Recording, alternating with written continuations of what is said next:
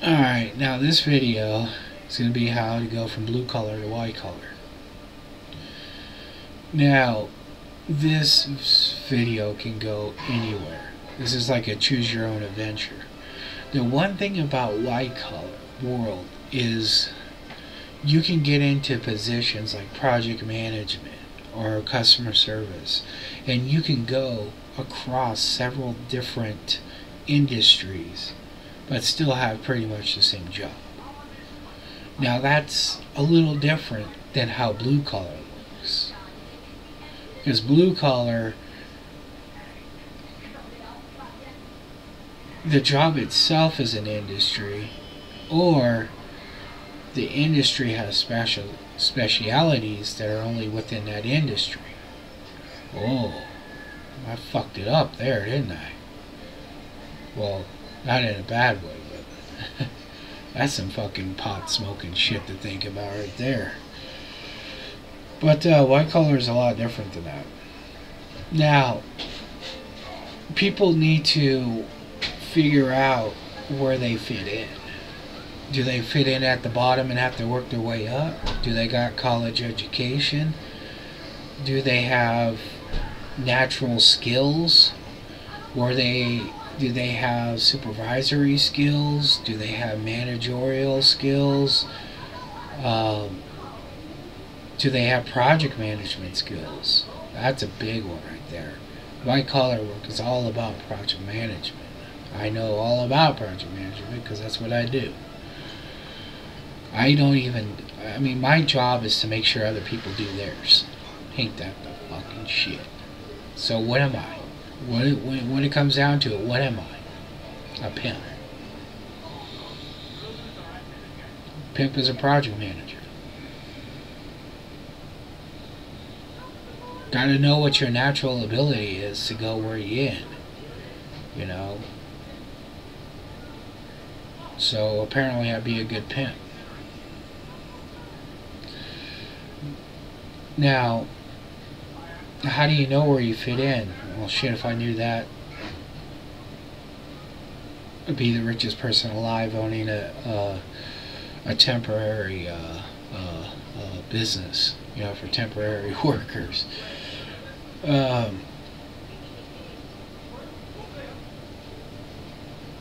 You just gotta look at past experience. Yes?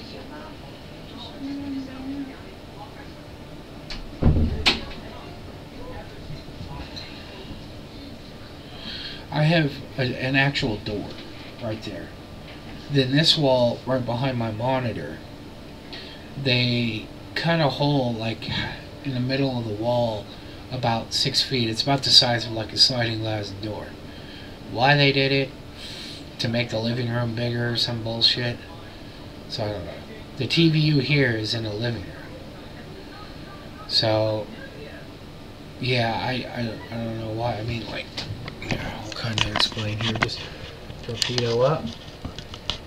So there's the living room. So you can see one edge of the wall over here, and then the other edge is right here, and then here's my big old light. But then she just closed the actual door.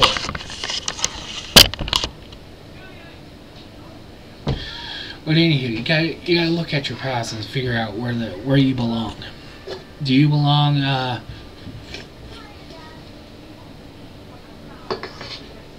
at the bottom or at the top? And I recommend, first off, trying to one up here. Oh, okay. Back in the 90s and early 2000s, and even where I am now, they always have you take these stupid courses and shit about, you know, doing shit better in life. You know, like one guy, you wake up in the morning and you look in a mirror and say, I like myself. You know, there's another one where they were talking about a guy that would eat his old lady, a car salesman, eat his old lady out before she'd go to work, before he'd go to work, and he wouldn't clean off his face. So he's got lady jizz all over his face. And he was one of the top salesmen of the deal. Now, they don't know if it was a pheromone thing or if it was just him being a fucking cocky son of a bitch because he had women jizz all over his face or not. But one of these deals, one of these little course things or whatever the fuck they were, guy was always talking about knowing your next job, being ready for your next job, applying for your next job, always going up. Because if you don't, you're never going to go up. And that's the truth. That's why I've made it to the level I am. I put that theory to the test, and every time I turn around, I put my 9 months in or whatever it takes to be in a position, and then I start applying up. And yeah. The other thing, so if you have supervisory skills, you could go to a call center and apply for a supervisor. Always apply for the best position you could possibly do. Don't be afraid to put your dick in the dirt, It might get stepped on and it might not work out, but you can't be afraid. Especially if you went and passed up a job as like a project manager, which is some of the easiest fucking shit ever.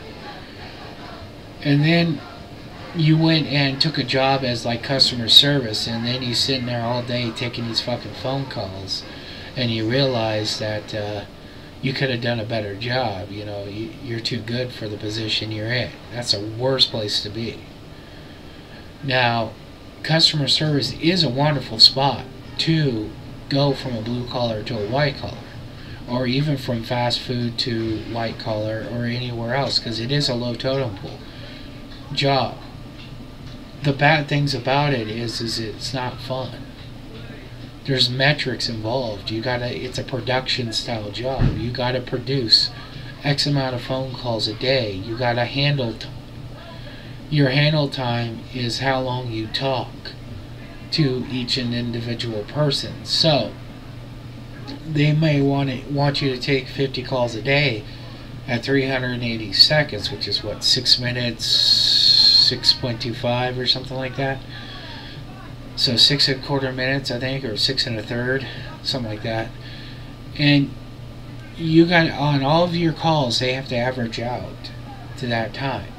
And then you got quality, which they're going to get you on things like they want you to say his name like 3 times in a conversation. They want you to ask him, is there anything else you can help him with?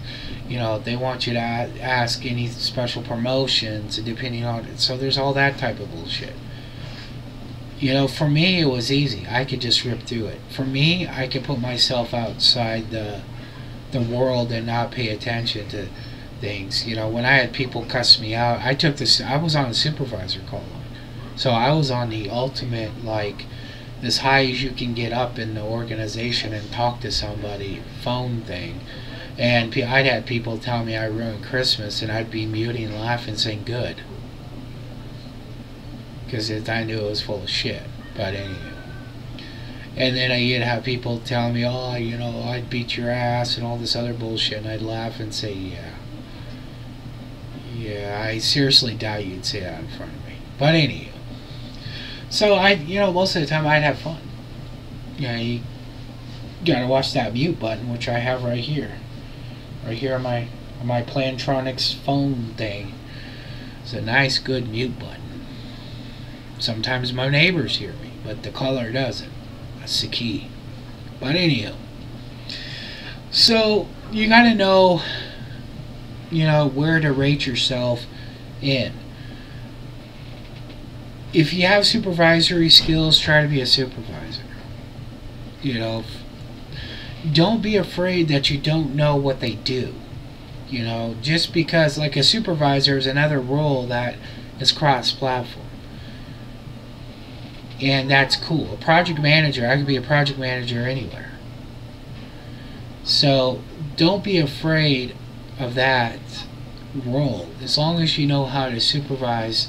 Like if you're in the military, and you were a sergeant. You had a gang of troops. Well, you were a supervisor.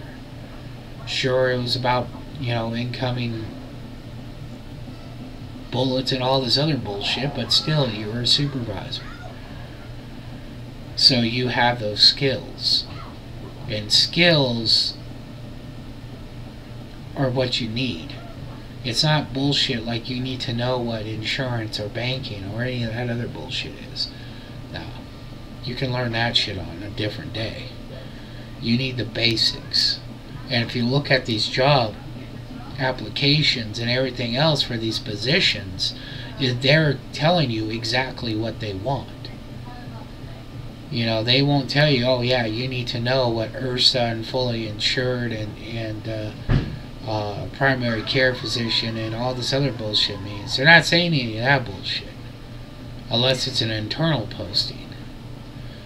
What they want is somebody with supervisory skills, somebody who knows how to manage people, somebody who knows how to set up this and that and the other. Matter of fact, let me see if I can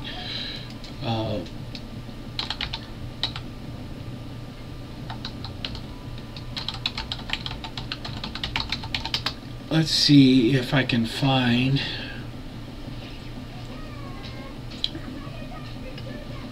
a job application with the company I work for. I don't know.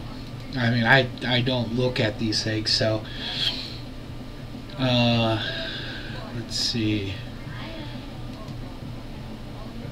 Okay, this is whatever, search job. Okay, and a lot of corporations have divisions, and so don't be afraid to go from division to division. The worst thing you can do is apply at one company for like every job they have opened. Don't do that. Let's see here. Job level, entry level, individual contributor, team leader. There we go. Individual. I'm choosing entry, individual contributor, and team leader. Okay, so these are like supervisors, stuff like that.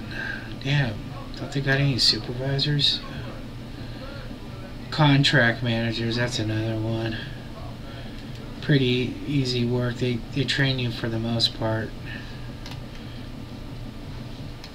Damn. A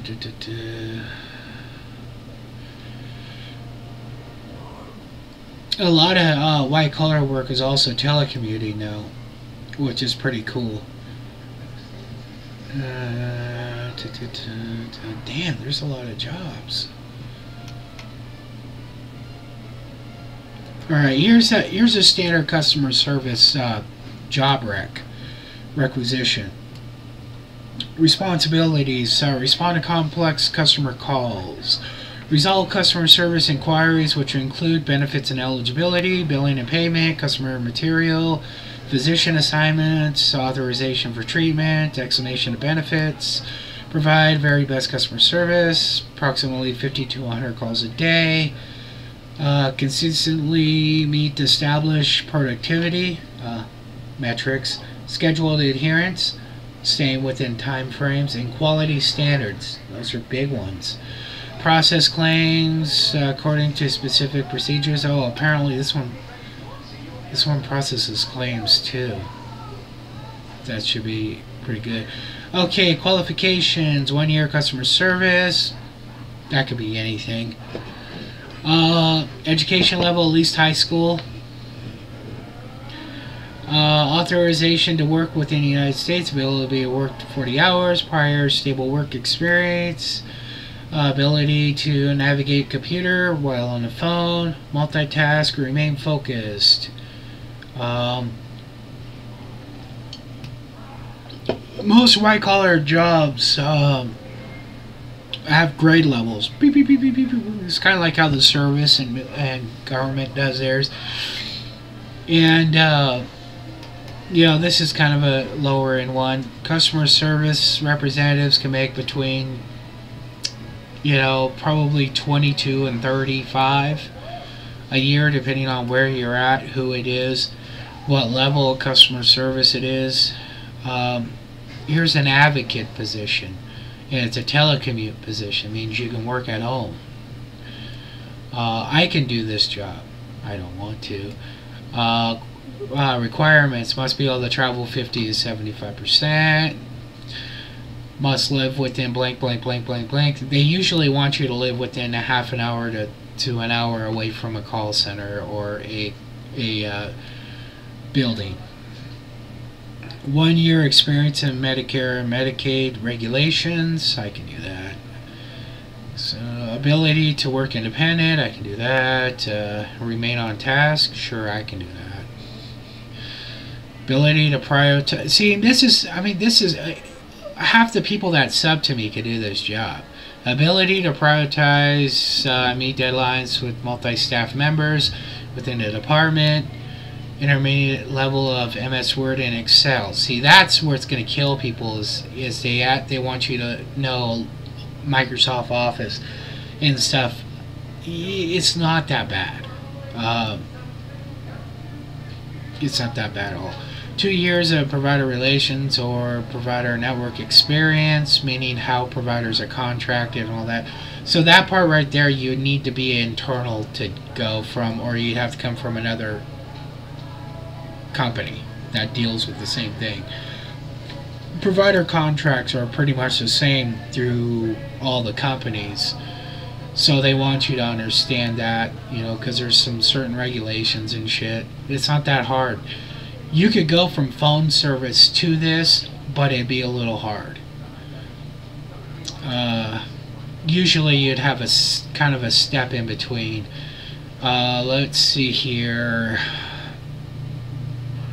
I don't know what this is. I wish I could just find maybe I could just search.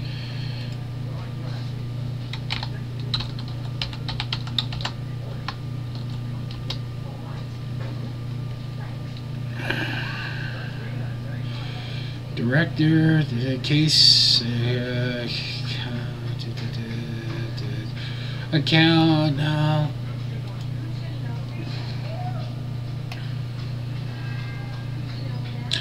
Okay, here's a claims supervisor. This is a good one. This is a supervisor over the claims department. And responsibilities are the same. We supervise, monitor, track, and direct day-to-day operations to staff, analyze and identify trends, lead and foster a culture of success and integrity. Basically lead your people to success. Authorize appropriate payment to referred claims, blah blah blah. That's just a bunch of bullshit. Okay, qualifications, high school degree or GED, 1 year team lead or supervisory experience. Now, they put down examples from call center, claim unit, physical production required, but in all reality, they will take outside applicants with supervisory experience, which should I have. I have 10 years of it. Working knowledge of MS Word and Excel required, and it's still basic, and it's really easy to get that. 1 year of team building experience. Shit, if you've been in a if you're a sergeant or whatever in the military, you should have that. Bachelor's degree preferred, not required. Medical claims or medical insurance experience, highly preferred, but again, not required. So somebody with some basic supervisory, some strong supervisory skills should be able to get this job. This job, supervisory, should pay between 28 and 38. And that's just a rough estimate. So that is some insight to it. Ask questions. If you don't want to ask openly, PM me. I don't mind. I'll go through some more of these positions to kind of help people out. I'll look at different companies or Monster or whatever. I don't give a shit. But I've been a supervisor. I've been a project manager. I've been a manager. I've been I've ran a janitorial company, and people laugh, but I can tell you this: I took that company from $33,000 a year in sales to over $450,000 a year sales. I did. All right. I basically fired the owner. He sat at home and everything. But he did as little as when I ended up and finally quit because of my back and everything else and the accident. The only thing he was left doing was signing my paycheck.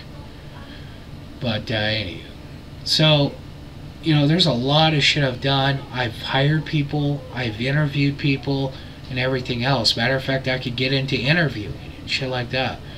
But don't be afraid to ask. Again, if you want a PM or whatever, I'll make some more of these. I don't give a shit. Yeah. Peace.